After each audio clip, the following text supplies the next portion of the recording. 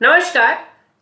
Numerical analysis में एक और इंपॉर्टेंट चीज आता है, वो है पिकार्ड्स मेथड। हम उसे आज देखेंगे। तो ये भी एक तरीका है डिफरेंशियल इक्वेशन को न्यूमेरिकली सॉल्व करने का।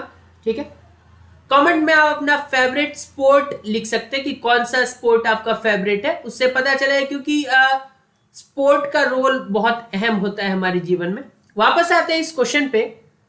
तो पिकार्ड्स मेथड में बस एक फॉर्मूला आपको याद रखना है। वो फॉर्मूला कौन सा है? yn+1, क्योंकि बार बार इसी फॉर्मूला का हमें यूज करना है हर आइट्रेशन में। ज्यादातर हम लोग 3 आइट्रेशन तक करते हैं अगर बोला नहीं गया हो। हालांकि इस क्वेश्चन में तो क्लियरली मेंशन्ड है अप टू थर्ड अप्रोक्सीमेशन, तो कुछ सोचना नहीं है। अच्छा, ये चीज जो है x0 y0 0 अभी तो बोल दिया है। कभी कभी ऐसा भी हो सकता है कि ये इस फॉर्मेट में गिवन हो y0 = 0, तो वहां से आपको खुद पता कर लेना कि ये जो वैल्यू है अंदर, ये x0 का वैल्यू है, और ये जो वैल्यू है ये y का वैल्यू उस x0 पे है, दैट इज y0 का वैल्यू। तो ये आप एटलीस्ट पता तो कर सकते हैं। इसके अलावा कभी कभी इतना के बाद आपको यह भी पूछ सकता है कि y का वैल्यू फाइंड करो किसी पर्टिकुलर पॉइंट पे, लेट्स से 0.5। तो हम क्या करेंगे कि जो भी लास्ट आइट्रेशन में y आएगा, y1 y2 y3 y4, जो भी आप लास्ट आइट्रेशन करेंगे उसके राइट हैंड साइड में कुछ x में भी आएगा, वहां पे 0.5 रख देना है। ठीक है, तो ये सब छोटी बातें थी जो आपको ध्यान रखनी है। हालांकि ये सब वेरिएशन हम इनकाउंटर करेंगे अगर और प्रॉब्लम्स जो हम करेंगे आगे इस पे, तो उस पे सारे वेरिएशंस ऑलमोस्ट कवर होंगे। तो फॉर्मूला कौन सा है? फॉर्मूला है, सबसे पहले तो ये फॉर्मेट होगा प्रॉब्लम का, dy/dx कुछ f(x, y) गिवन होगा। आइटरेटिव फॉर्मूला यही है कि yn+1 equals to y0 plus integral होता है फ्रॉम x0 टू x, और अंदर फंक्शन का वैल्यू x और y n पे। ये इंपॉर्टेंट है। पैरामीटर में x तो हमेशा चलते रहेगा, yn चेंज होता रहेगा ऑब्वियसली डिफरेंट n के वैल्यूज के लिए, और y0 भी फिक्स रहेगा। यहां x0 भी लोअर लिमिट में फिक्स रहेगा, ऊपर x भी फिक्स रहेगा।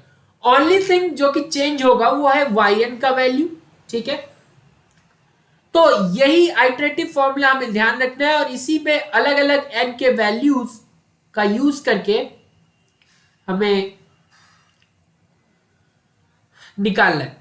इस क्वेश्चन की बात की जाए तो जो हमारा फंक्शन ऑफ xy है दैट इज 1+xy। ठीक है, x0 y0 तो ऑलरेडी आपको गिवन है, तो उसके बारे में भी ज्यादा नहीं सोचना। तो इसी फॉर्मूला में अगर हम पुट n = 0 करें तभी तो y1 निकलेगा, y0+1 y0 प्लस, अब x0 इस बार इस क्वेश्चन के लिए 0 है, तो हर बार आप देखेंगे कि लिमिट 0 से x रहेगा, दैट इज ऑब्वियस। तो 0 से x मैं लिखता हूं। ठीक है, एक्स्ट्रा x स्टेप मैंने क्लियर कर दिया। और फंक्शन का वैल्यू कहां पे निकालना होगा? x तो रहेगा ही, यहां y0+1 है, y(n+1) तो yn, तो y0+1 तो y0, और dx। चलिए इसको सॉल्व करते हैं।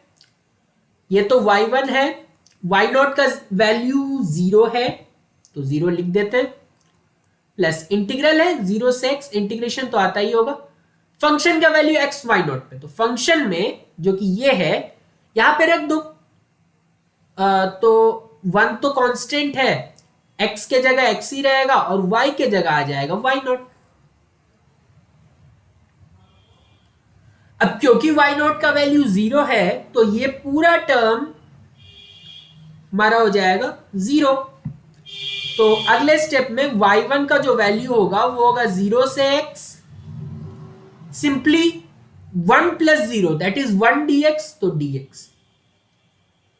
तो जो y1 का वैल्यू है, dx का इंटीग्रेशन x होता है, x फ्रॉम 0 टू x, ये तो आपको पता ही है, x ही डालना है इसमें, तो x माइनस 0, मैं एक एक स्टेप दिखा रहा हूं यहां पे, आपको कोई दिक्कत ना हो। तो y1 का वैल्यू x, ये आप फर्स्ट इक्वेशन मान सकते हैं, ऊपर में भी कुछ इक्वेशन माना जा सकता था, लेकिन ठीक है, ये फर्स्ट। अब वही आइटरेटिव फॉर्मूला में अगर हम n का वैल्यू 1 रखें, इससे पहले 0 रखा था, n का वैल्यू 1 रखते हैं, क्या था फॉर्मूला, yn प्लस 1, तो y1 प्लस 1 हो जाएगा इस बार। मैंने बोला था y0 तो एज इट इज रहेगा हर आइटरेटिव फॉर्मूला में, हर आइटरेशन में, आइटरेटिव फॉर्मूला ने हर आइटरेशन में, तो ये सेकेंड आइटरेशन आप एक तरीके से बोल सकते हैं। नीचे x नॉट से x था, x नॉट तो फिक्स है, पूरे प्रॉब्लम में 0 है, और x ऊपर भी, ये भी तो फिक्स ही है। फंक्शन का वैल्यू कहां पे, x और y1, क्योंकि yn प्लस 1 में yn होता था, तो यहां पे ये वैल्यू आता है, ठीक है। तो ये हो गया y2 का वैल्यू, ठीक है। y नॉट 0 है, कोई दिक्कत नहीं, 0 से x, फंक्शन था 1 प्लस एक्स वाई, तो ये हो जाएगा 1 प्लस एक्स, तो एज इट इज y क्या जाएगा y1, y1 कहां से लाए, ये फर्स्ट इक्वेशन से ले आओ, y1 का वैल्यू x है, ठीक है। तो y2 इक्वल्स टू, ये तो 0 है, कोई काम का नहीं रह गया, ये 0 से x, 1 plus x times y1। अब y1 की जगह हम लोग क्या लिख सकते हैं, y1 की जगह हम लोग लिख सकते हैं क्या क्या क्या, ऊपर से x लिख दो फिर,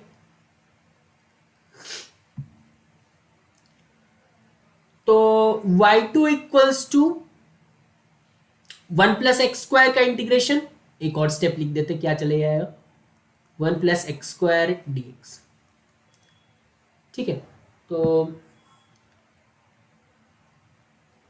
देखो 1 का इंटीग्रेशन, देखो इंटीग्रेशन में कौन सा फॉर्मूला मैं लगा रहा हूं, integral x power n dx is x power n plus 1 divided by n plus 1, बचपन में पढ़ा होगा।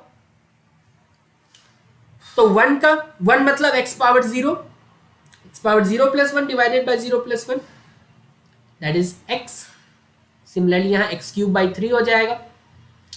लिमिट ही ऐसा है कि कुछ खास फर्क पड़ने वाला नहीं, क्योंकि अपर लिमिट में वही चीज आएगा जो ऑलरेडी है, x में ही है, x ही डालना है, और लोअर लिमिट क्योंकि 0 है तो 0 हो जाएगा, तो y2 विल भी ऐसा ही दिखेगा, x plus x cube by 3। हमें 3 आइट्रेशन तक करना था, 2 आइट्रेशन हम ऑलरेडी कर चुके हैं, y2 तक निकाल चुके हैं, एक और करना है, तो ये हो गया। अच्छा, put n equals to 3, sorry 2, तो n अगर 2 रखे तो y3 मिल जाएगा हमें, y2 plus 1, so this is y not plus integral 0 से x, x नॉट से x, तो x नॉट तो 0 है, फंक्शन का वैल्यू x और y2 पे, हमेशा ये जो प्रीवियस वैल्यू निकलता है वही होता है, तो y2 प्रीवियस है, तो ये हो गया y3 इक्वल्स टू 0 प्लस 0 से लेके x, फंक्शन था 1 प्लस एक्स वाई, तो 1 प्लस एक्स वाई 2, ठीक है। तो y3 का वैल्यू क्या हो जाएगा, 0 से लेके x, 1 प्लस, अब ये x है, ठीक है, तो x लिख दो, y2 का वैल्यू ऊपर दिख जाएगा, x plus x cube by 3, तो x plus x cube by 3, यहां कोई डिफरेंट ब्रैकेट का यूज कर लेते हैं, ठीक है। पहले मल्टीप्लाई कर लेते हैं, फिर आराम से इंटीग्रेशन करते रहेंगे। तो 0 से x, 1 प्लस, अब x में x मल्टीप्लाई करेंगे तो एक्स स्क्वायर, और ये हो जाएगा x पावर 4 बाई 3, बस इंटीग्रेशन ही ये तो है, तो इसमें क्या नया चीज है। तो और वो भी आसान इंटीग्रेशन में भी होता है अलग अलग तरीके के प्रॉब्लम्स। तो 1 का इंटीग्रेशन अगेन x पावर 0 का x power 0 plus 1, 0 plus 1 x आएगा, एक्स स्क्वायर का एक्स क्यूब बाई 3 आएगा, एक्स पावर 4 का एक्स पावर 5 बाई 5 आएगा, नीचे एक 3 है तो 15 हो जाएगा, और इसको कर रहे हैं 0 से लेके x। ठीक है, तो फाइनली हमारे पास y3 का जो वैल्यू है वो आ गया x, अपर लिमिट डाल रहे हैं लेकिन दिखेगा नहीं क्योंकि x ही डाल रहे हैं, x पावर 5 बाई 50। तो बस ये था। अब ध्यान से देखिए कि अगर कोई पूछ ले, अब जैसे कि मैंने शुरू में बताया था कि अगर पूछ ले कि y का वैल्यू बताओ तुम 0.5 पे, तो ये सारे y के वैल्यूज हैं, ऐसा नहीं है कि y2 y का वैल्यू नहीं था, y1 नहीं था, सभी थे। लेकिन जो अच्छा वैल्यू है वो जैसे जैसे आप आइट्रेशन में आगे बढ़ते जाएंगे वैल्यूज अच्छे मिलते जाएंगे।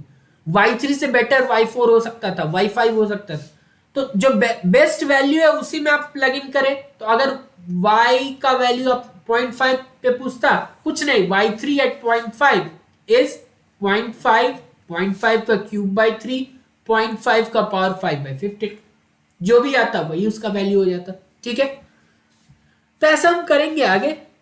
तो आज तो आपको बेसिक पिकार्ड्स मेथड में ये पता चला कि ये फॉर्मूला ही है जो है इसमें। ठीक है, ये फॉर्मूला कुछ याद करने की आवश्यकता नहीं है, 4-5 प्रॉब्लम हम यहीं पे करेंगे जिससे अपने आप ये दिमाग के अंदर चले जाएगा।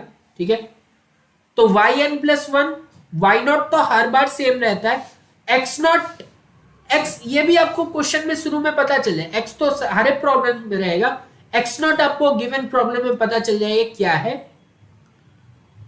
मोस्टली 0 रहता है, कुछ और हो सकता है तो हो सकता है फिर। और f of x, again x हर जगह सेम ही होगा, और yn, अब ये n के हर वैल्यू के लिए चेंज होगा। ठीक है, और आपको पिछले जो वैल्यूज आएंगे वही yn में डालना होता है। जैसे कि हमने देखा कि y2 में हमने y1 यूज किया, y3 में y2 यूज किया, तो इतना आपको पता चल गया कि यही था पिकार्ड्स मेथड, कुछ खास इसमें था नहीं। हम 3-4 प्रॉब्लम्स तो करेंगे इस पे जैसे जैसे समय बीतेगा। बहुत बहुत धन्यवाद आपका एक बार फिर।